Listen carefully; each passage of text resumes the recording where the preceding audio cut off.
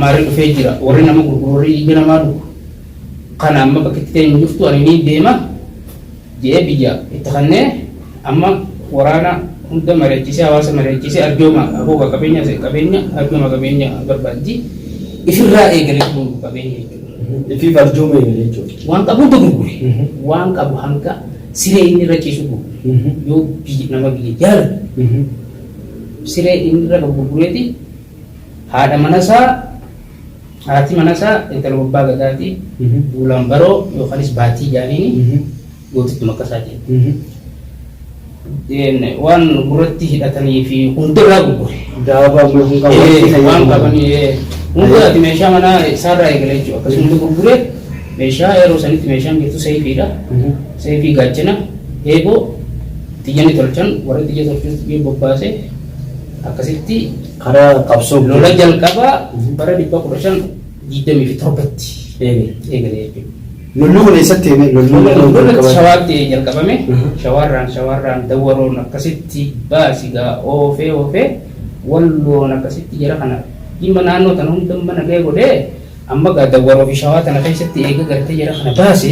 aboo namni keenya nuu dhufee kana nama keenyaatu nuu dhufee hujaanii Sidaamaa fi akkasitti kan hunda bilisoomsee Hadiyyaa fi kan hunda bilisoomsee jechuun yeroo san akkasitti deemee baase Amaara ilaa hanga naannoo isaanii deebise.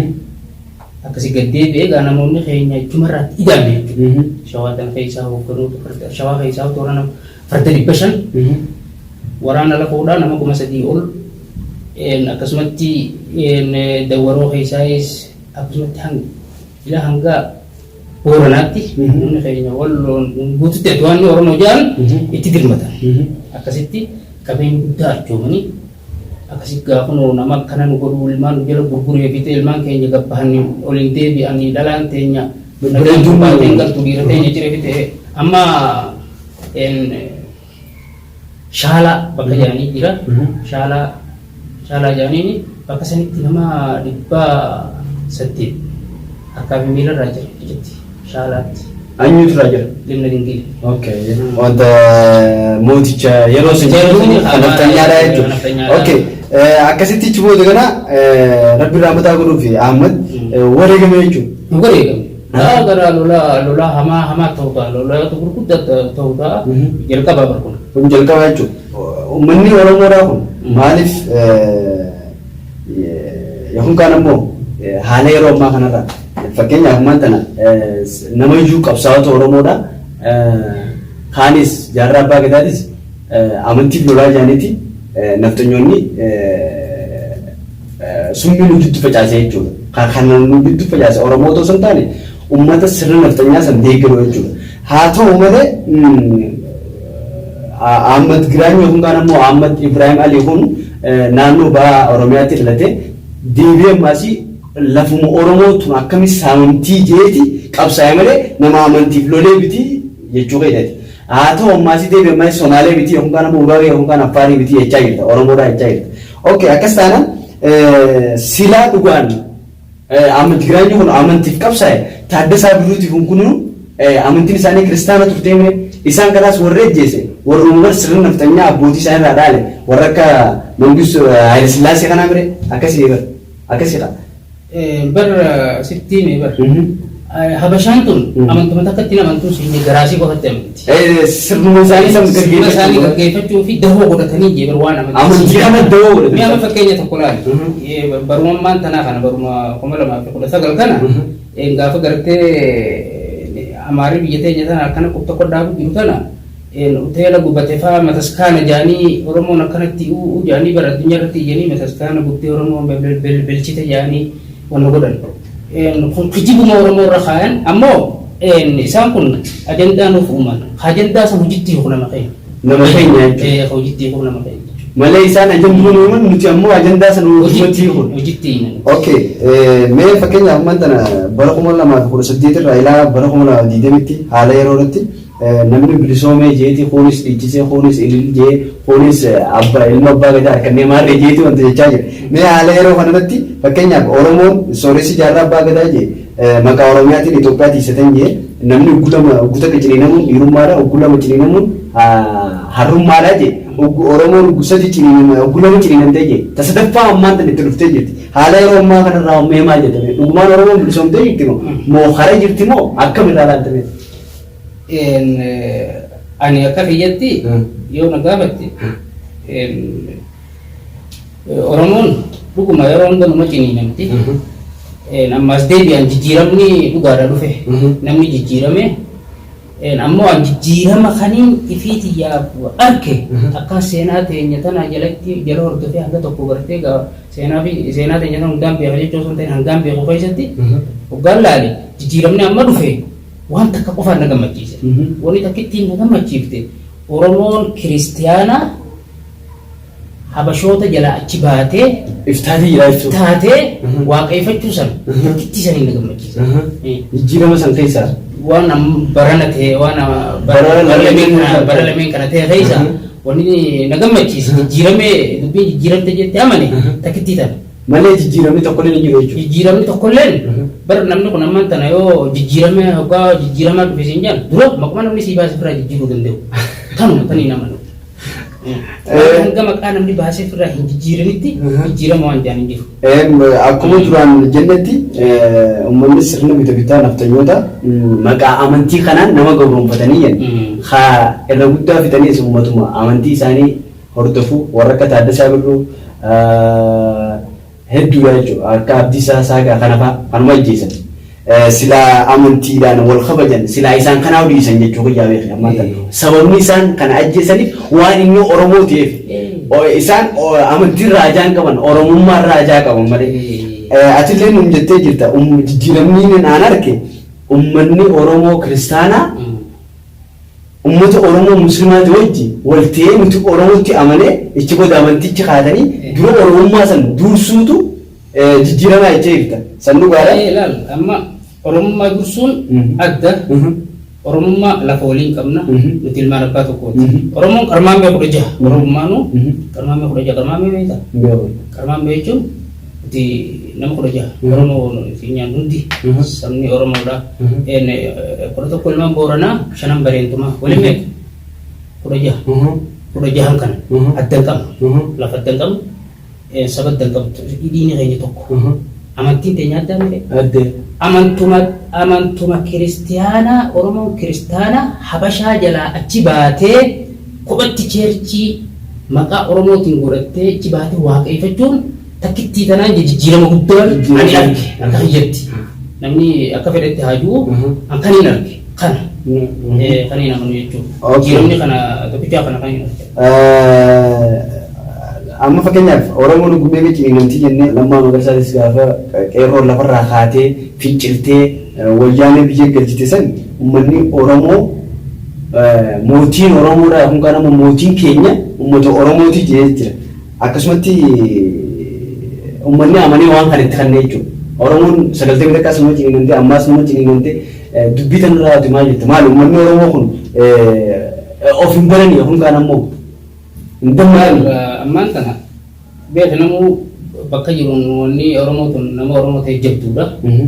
Anamma waa hedduu taniin gartee barreeffamaanis kakaa'u jira. Garuu itti hodhumachuudhaan gartee tinisa dhabuudhaan haa gartee buburrooytu malee hijira yoo rabbi jee bahuuf ta'isi Oromoon hin jiiltu waan Oromoon hin jiiltu waan dabreerraa hin barattu akka gootichi abbaa qubeedhaa Sheekh Bakrii Sabaloo kijee goota tokkotti laman ciniinamanii jeebar eegyaa nama tokko laman ciniinamanii jee nuti lama biraa hojja kunne jarraa abbaa gadaas akkasuma jee laalamma wanni gartee Oromoon hin jiiltu wanni hin jiru gaafa amma aanolee kota lubaan bultan moo lubaan bultan jeeti afeere akkasitti afeerraa tana ka'anii dhaqanii ummata harka bullaa dhaqanii akkasitti harkaa fi quba miila hundarraa ciree dhala harmarraa muure yeroo san keessatti nama nan bifne jechuudha abbootii gadaa arraba keessaa fuudha gaafa san hundi duraanuu keessa taa'ee qorate daargee amma namni jedhanii kun intala Oromoo qabata warra leenjisoo jiigaati shanyiisii intala nama jabaa fuudhee ani isinitti makamee Oromoon nama gartee nama hammatu sirnisii nama galchu jedhanii sobanii daargeedha dura keessa galee ammas raas birruu abbaa misaa jedhaniini enga seenaa bardibbee 17ffaatti nu deebifte qorratu tuyne kun taarikii akkasitti gaafa san nama keenya abbootii gadaa qalamaan as tuqaniif gootota harka tuqaniif dhala harma tuqaniif akkasitti kaan arraba keessaa fuudhan kaan harka ciran haamee fixee jechuudha akkasitti dan godhe Oromoo sanirraayis yaamichaa godhamee beeke yaamamteetti dhufte humnaan itti dhufuu hin dandeenye takka ji araara dubbii araaraa kanaa laalla takka ji gaafa amma harar dhufte Turkiin biyya teenya dhufte Harargee dhufte badhaasaatu biyya alaatii dhufe baashaan fitee dhufe jaanii nama waliin yaamanii hin hambifte gaafa sanis araarumaan dhufte jechuudha yaamaniituma hirkin godhan lamaami tasadaffaadha gaafa Haile Sillaaseedha mootiidha isinii fillaa mootii kafeetan filattanii Haile Sillaaseen kuchiifnaa koottaa jedhanii magaalaa hartanatti nama kana torban alli ijaana kunnuun ituu nafne afran qalloon hafne wanni hararte magaalaa harreetti waliin dhufte harartuun jaarii qarra shan qabdi hanga miilli boodaa ufutti namachi waliin eeganiiti namni kun dhiichisaa jedhanii sagantaa lafa kaanii maal jedhan gaafas mootii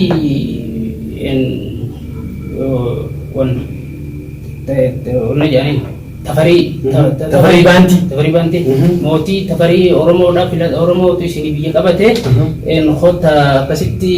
muudaa jedhanii yaamanii akkasitti namni keenya maal jechaa dhaqe tafarii fardaadii jedhanii Iyyaasuudha mootii Iyyaasuu isinii finna jedhan Iyyaasuu fardaadii Haile Sillaasee badii jechaa Iyyaasuu faarsaa dhaqanii Iyyaasuu faarsaa dhaqanii Iyyaasuu fardaadii Haile Sillaasee ati nurraa badii jechaa akkasitti har dhaqanii guutan hoggaa guutamoo harkan akkasitti karra shananuu cufanii karra shananuu cufanii gidaarra kaayan ka fiige qawween dhawan kaan ableen haaman jechuudha akkasitti haamanii fixan nama akkasitti maal jee laal Oromoon bari yeruma hunda weefeeysi akkasitti mirri isaa maal jee gaafa lola Iyyaasuu adaree jala bullee yoo ite jennee deemallee itti bulbullee waa Iyyaasuu baru jennaan waa wayyaa wadhamnaan dheefati bilee dullee akkasitti nama keenya qalanii karra lamaan gayyaa jechuudha nama keenya hanga bishaan bunaatti hidhan harka yoo beekte bishaan bunaa jedhanii irraa gadi bishaan yaa'u jira bishaan sanitti dhiini yaa'ee jechuudha karra eeranii fi karra soofiitiin gabbee jechuudha akkas gaafa sanis yaamichi akkasuma cini namni jechuudha akkasuma cini sanii mire 90 takka taati waraana hidhatee jiru nu isin eeggatanii moora deebisa asuma deebi'an akkasitti agar kana gaa waan yeroo gabaabaati jechuudha ijoollee naafillee namni waan san keessa jiru dachii rabbii guutuudha gaafas akkasitti waraana qawwee wajjin mooratti ol deebisanii ka'ee guutuu tiree ture jechuudha akka mudanne gaa kana mudaa fuulduraaf itti jaana hin jirtu wanni ni jiruuf kana jechuudha Oromoon maaliif hin jinne kadurratti irraan barattu kanaaf Sheekh Bakrii Sabal wakkiyyu taarika jechuun waqtumaa taama je taarika jee sanumaa himamaa taarika baradhaa jee taarika barannaa sammuu qaramaa yoo taarika barattee sammuun qaramte wahii argamaa seenaa jechuudha taarika jechuudha seenaa isaan qoranne biraa deemii dhiisi bushaasha dhuma kana jechuudha naftanyoonni yookaan kaan ammoo sirni bitiritaa naftanyaa akkuma ati duraan jettetti warreen michoo warra leenjisoo diigaa fuudhee deemre maaliif dubartii Oromoo kana fuudhan maaliif dubartii Oromoo kana fuudhuu jaallatamni mootiin naftanyoota sababni isaa kanaa maali? Bar laalamma silaa namni eessuma najjeessu soddaa si najjeessu laal habashaan amantiin qabdu amaari amantii takka hin qabu namummaas hin qabu namni nama soddaa najjeessu namarraa fuudhan najjeessu namatti kannallee najjeessu soddaan sodaa sodaa jettee Oromoo Amma jechuun kan hammeessee akka laalutti nurraa fuudha nutti kana kan nutti kanu kana leenjiseeti kan naa bara akkatti kan nu dhalaa leenjisee tolchee kan naa bara namni itti kan miskiinaan kan dhumaas nama waa biratti waa qabuuf qonna jechuudha iccitii galchiti. Yeessa kanaaf jaalateen kan nuuf jechuun kan yeessa Oromoo ta'e maarii dhalaa kan bakka waa jiran beeka ichi kan na dhalaa maal gooti gaa namni warra soddaan nama kabajaa wii bara laalammaa innaa kabajuu keessa maali seete gaaf tokko biyya teenyatti laalammaa warri gammoojjii kun qottoo qareeti kophaa haaya qottoo san nam tokko gaafa shanyiin dhiyaatte digiraan qorata tumtuun jirtuun reefa amata keessa guyyaa tokkotu mata akkasitti qottoo tana haayee amata irraa fudhata akkasitti gurbaan soddaadha obboleettii bira dhufee qottoo akka inni jeenarra